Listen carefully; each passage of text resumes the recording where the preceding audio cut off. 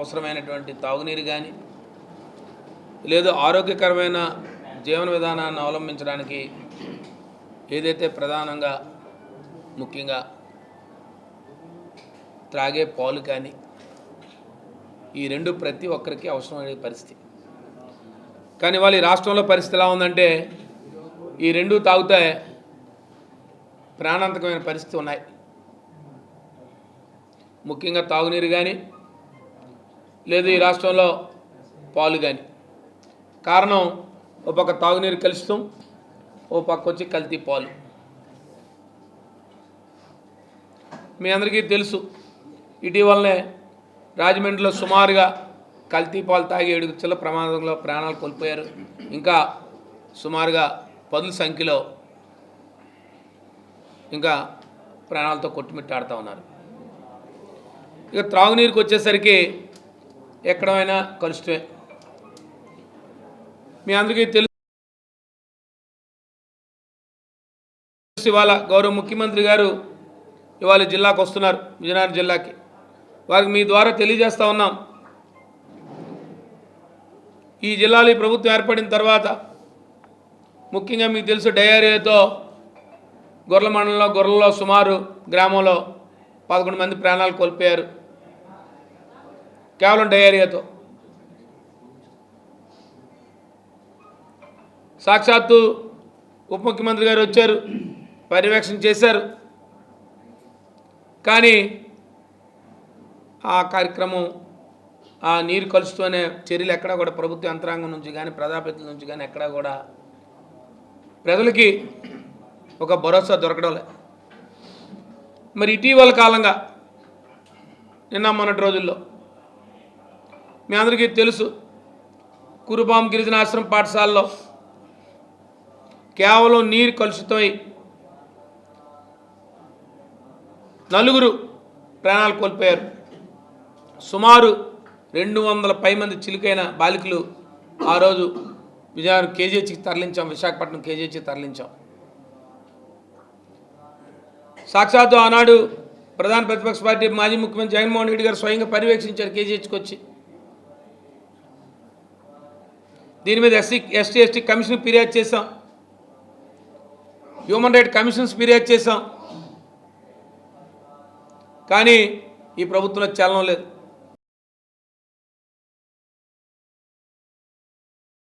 మళ్ళీ ఇప్పుడు సుమారు 5 పిల్లలు బాలికలు డయేరియాతో పార్థిపురం ఏరియా హాస్పిటల్లో జాయిన్ అయ్యే పరిస్థితి.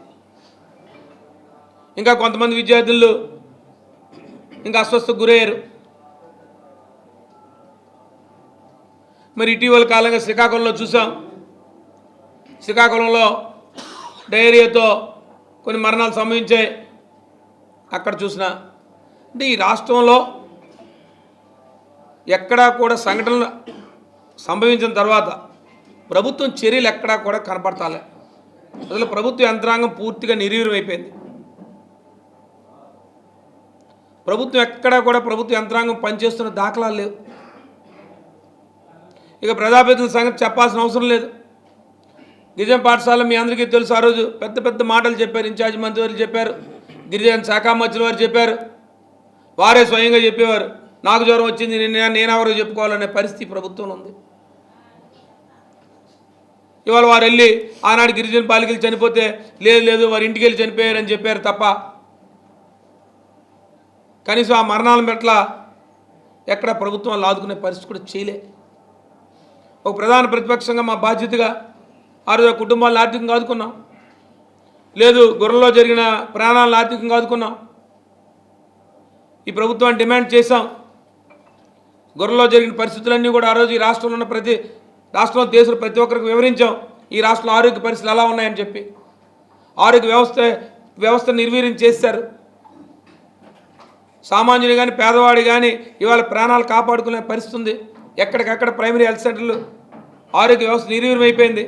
డాక్టర్లు లేరు, మందులు లేవు. గిరిజన ఆశ్రమ పాఠశాలలు అయితే పెద్దగా జీవోలు ఇష్యూ చేశారు, మేము ఆర్ఓ ప్లాంట్లు పెట్టేస్తున్నాం, లేదు ఇమ్మీడియట్గా అవన్నీ తక్షణమే అవన్నీ తయారు చేస్తున్నాం, అక్కడ అన్న వసతి గృహాలు ఏర్పాటు చేస్తున్నాం, ఇన్ని చెప్పారు మాటలు. మళ్ళీ నిన్నటి రోజున జరిగింది ఏంటి? మళ్ళీ కలుషిత నీరు. ఏదైతే కలుషిత నీరు తాగి ఆ రోజు వచ్చి కలరా వచ్చి, ఆ రోజు వచ్చి జాండిస్ వచ్చి ప్రాణాలు కోల్పోయారు. అనేక మంది ప్రాణాలు ఆ రోజు పిల్లలు, పసిపిల్లల తల ప్రాణాల కాల్లో కలిసిపోయాయి. ప్రభుత్వం కానీ ప్రజాప్రతినిధులు కానీ గిరిజన శాఖ మంత్రులు వారు ఏం చేస్తున్నారు? కనీసం ఎక్కడ వాకప్ చేసిన పరిస్థితులు లేవు. కనీసం అధికారులు అక్కడికి వెళ్ళి పరిశీలించిన పరిస్థితులు లేవు. ఇటీవల కాలంగానే పిల్లలు చనిపోయారు. సుమారు వందలాది పిల్లలకు వచ్చి అస్వస్థకు గురై సుమారు 15 రోజుల నుంచి 20 రోజుల వరకు సుమారు వాళ్ళ హాస్పిటల్లో ఉన్నారు. మేము ఆనాడు స్వయంగా బాధ్యతగా వెళ్ళి ఆ బాధ్యతలు పరామర్శ చేసి వాళ్ళకి అండగా ఉంటూ ఈ ప్రభుత్వం డిమాండ్ చేశాం. అయినా ఈ ప్రభుత్వంలో ఎక్కడా మార్పు కనపడలే. మళ్ళీ ఇదే పరిస్థితి. సరిగా ఒక ప్రభుత్వం, మీరు చెప్పే మంచి ప్రభుత్వం, కనీసం ఆ పిల్లలు తాగడానికి మంచి నీరు అందించే పరిస్థితి కూడా ఈ ప్రభుత్వం లేదు. మీరు చేసేది ఏదైనా కార్యక్రమం ఉందంటే నెలకు ఓ రోజు వస్తారు, ఓ పెన్షన్ ఇస్తారు, ఈ రాష్ట్రంలో అన్ని కార్యక్రమాలు చేసామని మేము ఇచ్చిన హామీలను అమలుపరిచామని చెప్తారు. మీకున్న మీడియా ద్వారా, టీవీ ఛానల్ ద్వారా అనేక మాటలు చెప్తారు.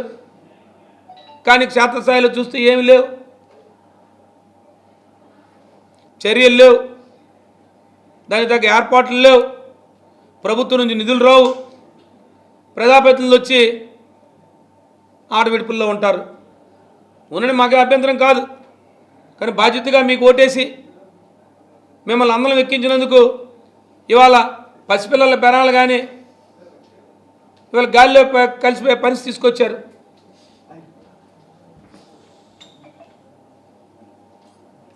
ఇది కాదు కదా ప్రభుత్వం చేయాల్సిన పని. ఇవాళ మరి ఈ జిల్లాకు వచ్చారు, వస్తారు, చెప్తారు, మీరు మేము వింటాం. ఎందుకంటే ఉత్తరాంధ్ర ప్రజల అమాయకులు, వాళ్ళకి ఏమైనా మాటలు చెప్పొచ్చు, వాళ్ళకి ఏం చెప్పినా వాళ్ళ అమాయక ప్రజల్ని వాళ్ళకి ఎన్నైనా మాట్లాడవచ్చు, వాళ్ళు వ్యంగ్యంగా మాట్లాడవచ్చు, వాళ్ళు హేళన చేయొచ్చు, వాళ్ళకి మాయ మాటలు చెప్పొచ్చు అనే ఆలోచనతో మీరు ఎప్పుడు కూడా ఉంటారు మీ ప్రభుత్వాల్లో. మీరు ఎప్పుడు అధికారం చేపట్టినా ఉత్తరాంధ్ర ప్రాంతం పూర్తిగా బలహీన పడిపోద్ది, ఈ ప్రాంతంలో అభివృద్ధి జరగదు. ఇవాళ విద్యా వ్యవస్థ నిర్వీర్యమైపోయింది. ఎక్కడ చూసినా ఇవాళ మధ్యాహ్న భోజన పథకం నిర్వీర్యమైపోయింది. ఇవాళ ప్రాణాలు కాపాడుకోవడం, తాగునీరు కూడా ఇవాళ కలుషితమయ్యే పరిస్థితి మీ ప్రభుత్వంలో. ఇక ఆరోగ్య రంగం చూసుకుంటే ఎక్కడా కూడా ఇవాళ ప్రైవేట్ హాస్పిటల్ కిటకిటలు ఆడుతూ ఉన్నాయి. పేదవాడు మళ్ళీ ఆర్థికంగా కుదేలైపోయే కుటుంబాలన్నీ కూడా ఎక్కడా కూడా ప్రభుత్వ హాస్పిటల్స్ ఎక్కడా కూడా సరిగ్గా పనిచేయని పరిస్థితి. డాక్టర్లు అడిగినా, సూపరింటెండెంట్లు అడిగినా మాకు వసతులు లేవండి, మాకు నిధులు లేవండి, మాకు మందులు లేవండి అని చెప్పడమే తప్ప ఎక్కడా కూడా ఇవాళ పేదవాడు కానీ ఈ ప్రాంతంలో ఉన్నవాడు కానీ ప్రాణాలు అరచేతిలో పెట్టుకొని పోయే పరిస్థితి. ఇప్పటికైనా మిమ్మల్ని అడుగుతా ఉన్నాం, డిమాండ్ చేస్తూ ఉన్నాయి ప్రభుత్వాన్ని, ఇప్పటికైనా మేల్కోండి. ఇన్ని సంఘటనలు జరుగుతూ ఉన్నాయి. కల్తీ పాలు తయారు జరిగినా మీ దగ్గర నుంచి చలనం ఉండదు. లేదు, పిల్లల హాస్టల్లో నీరు కలుషితమైపోయి వారి పిల్లలు చనిపోతున్నా మీరు దాన్ని సమర్థించుకుంటారు. లేదు, ఈ కారణం కాదని చెప్తారు తప్ప ఆ సమస్య పరిష్కరించే మార్గాన్ని చూడరు. గొర్రెల్లో 11 మంది చనిపోతే కారణాలు వేరు చెప్పారు. నేను శ్రీకాకుళంలో చనిపోతూ ఉంటే ఈ డయేరియా మరణాలు కావని చెప్తారు. ఆ కుటుంబాలు చెప్తా ఉన్నాయి. ఇవాళ ఆశ్రమ పాఠశాలలో పిల్లలు చనిపోతే ఆరో ప్లాంట్లు పెడతా ఉన్నారు, ఇన్ని పెడతా ఉన్నారు, అవి చెప్తా ఉన్నారు.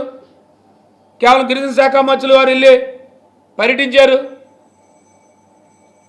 కానీ ఎక్కడా కూడా పిల్లలకి వారికి ఇచ్చే సౌకర్యాలు ఎక్కడా కూడా అందుబాటులో లేవు.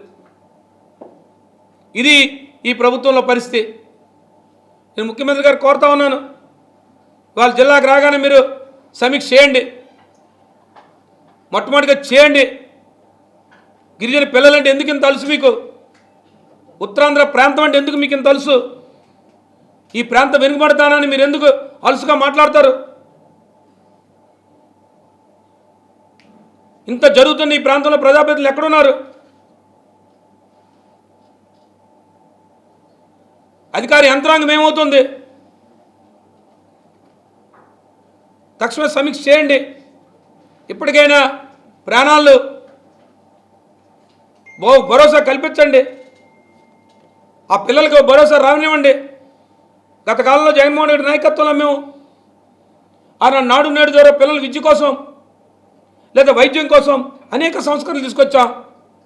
ఈ రాష్ట్రంలో దేశంలోనే మెచ్చుకున్నారు. 17 మెడికల్ కళాశాలలు తీసుకొచ్చాం. ఇవాళ మీరు ఎక్కడా కూడా వైద్య రంగాన్ని నిర్వీర్యం చేశారు, విద్యారంగాన్ని నిర్వీర్యం చేశారు. ప్రాథమిక వసతులు ఇవాళ అందలేని పరిస్థితి ఈ ప్రాంతాల్లో ఇవాళ కనపడతా ఉంది.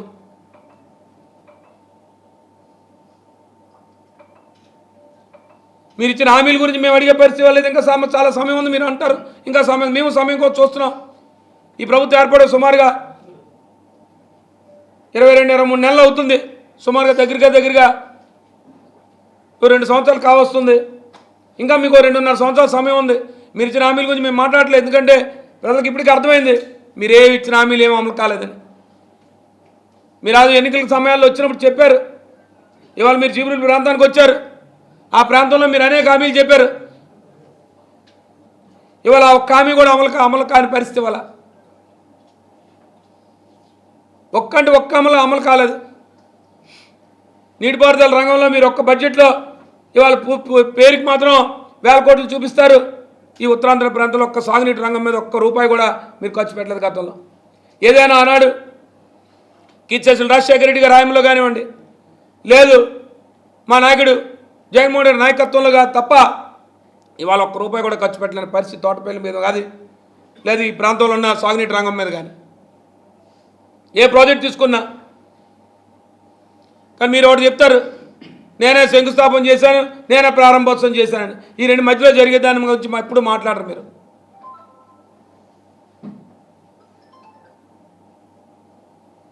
ఆ ప్రాంతంలో అనేక హామీలు ఇచ్చారు. ఒకటి కాదు, మీరు 2 కాదు మీరు చెప్పే హామీలు. సరే మీరు మాట్లాడిన తర్వాత మళ్ళీ రేపు దాని గురించి కూడా మాట్లాడతాం.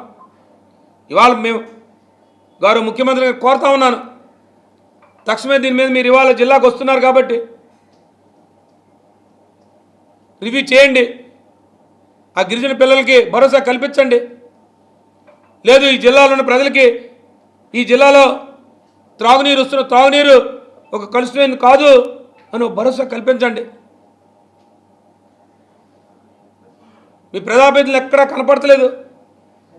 కేవలం అధికారంతో అనుభవంతో అధికారంలో అనిపించే కార్యక్రమాలు ఉన్నారు తప్ప ఎక్కడ కూడా క్షేత్రస్థాయిలో పర్యటనలు కానీ శాస్త్రాల సమస్యల మీద అవగాహన కానీ ఎక్కడా కూడా లేదు.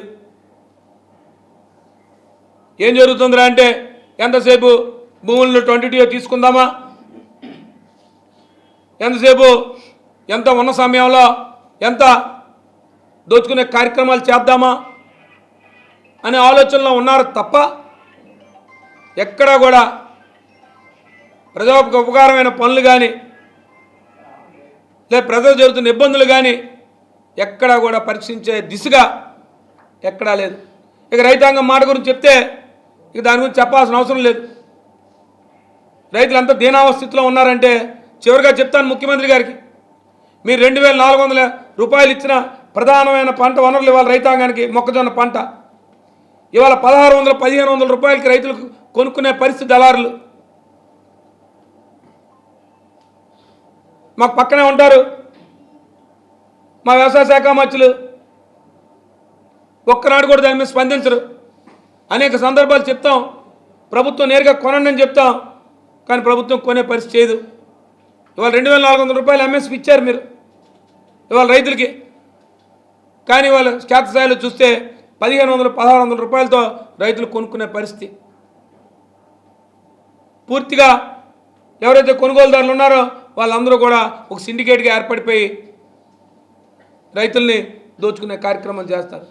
కానీ ప్రభుత్వం ఎక్కడ చర్యలు లేవు, ప్రభుత్వ ఇంటర్ఫీరెన్స్ లేదు. ప్రభుత్వం ఇంటర్ఫీర్ అయ్యి అధికారులతో కొనుగోలు కేంద్రాలు ఓపెన్ చేయని అనేకసార్లు డిమాండ్ చేస్తూ ఉంటాం, కానీ ఎప్పుడు కూడా ప్రభుత్వం చలనం ఉండదు. కానీ ఏం మాట చెప్తారంటే ఓ మాట చెప్తారు, లేదు లేదు బ్రహ్మాండంగా ఉందని చెప్తారు. ఒక యూరియా బస్తా దొరకదు, ఇవాళ రైతులు కష్టాలు పడతా ఉన్నారు. ఇవాళ వారికి ఈయన అనేక హామీలు ఇచ్చారు, ఒక్క హామీని కూడా మీరు నెరవేర్చిన పరిస్థితి వల్ల అన్ని రంగాల్లో విఫలమైంది.